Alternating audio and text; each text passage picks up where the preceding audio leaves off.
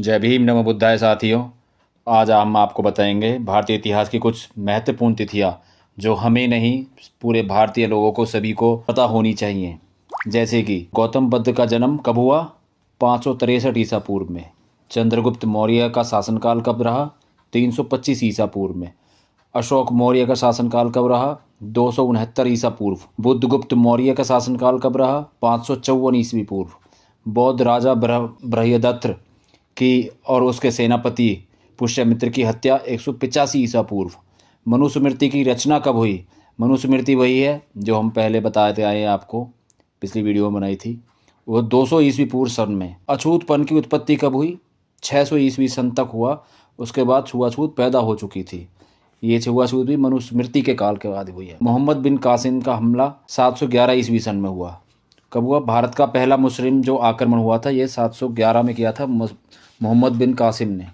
विदेशियों के निरंतर हमले 1001 से लेके 1761 ईस्वी सन तक हुआ है। ब्रिटेनिया का शासनकाल का अंत कब हुआ है? 14 अगस्त 1947। ऊपर दी गई जितनी भी सारे जो आपको तिथियां हमने बताई हैं, लगभग 880 या 900 वर्ष तक भारत में शूद्रों को सुख चैन का सांस मिला था। जैसे ही मनुस्मृति आधारित समाज व्यवस्था कायम हुई, जिसे तलवार के बल पर कायम रखा गया, उन्हें गुलामी में जकड़ दिया गया।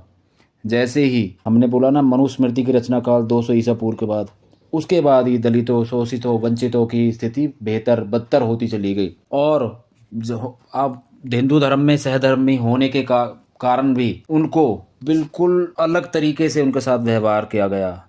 ऐसा व्यवहार किया गया जिससे मानवता भी कांप उठे।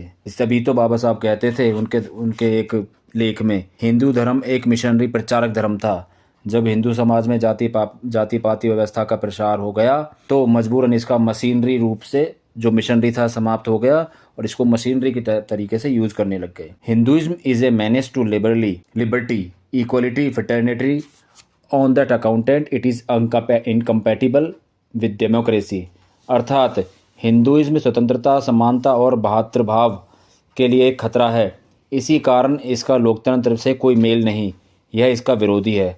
तानाशाही के प्रतीक हिंदुइज्म ने दलितों, अछूतों, आदिवासियों, नारी और समाज को, अन्य कमजोर वर्ग को शोषण व दमन किया। दूसरा संसार ढूंढने में कहीं नहीं मिलेगा ऐसा। और इसकी तो शर्मनाक बात तो यह है, इतना कुछ कर लेने पर भी क्रूरता करने वाले कहते हैं, अब जिक्र न छेड़ो लहासिल, गुजरे हुए गम की तलखी का, जो जुल्म हुआ सो ठीक हुआ, जो बात हुई सो ठीक हुआ। अदम में कहते हैं ये चीज़ें। मतलब अब बीत चुके दुखों व गमों का उल्लेख मत करो, क्योंकि ऐसा करना बेकार है। जो भी अन्याय हुआ वह उचित था, जो भी हुआ वह सही था। जबकि बाबा साहब ने इन सभी बातों का, सभी चीज़ों का खंडन किया और सबसे बड़े विद्रोही थे इन चीज़ों को। और दलितों, शोषितों, वंचितों और अदर बैकवर्ड कास्ट सभी का जो उल्लेख और उद्धार किया है ना, सिर्फ अकेले बाबा साहब ने किया है। वो सभी लोगों को बाबा साहब को मानना चाहिए और उनके विचारों पे चलना चाहिए।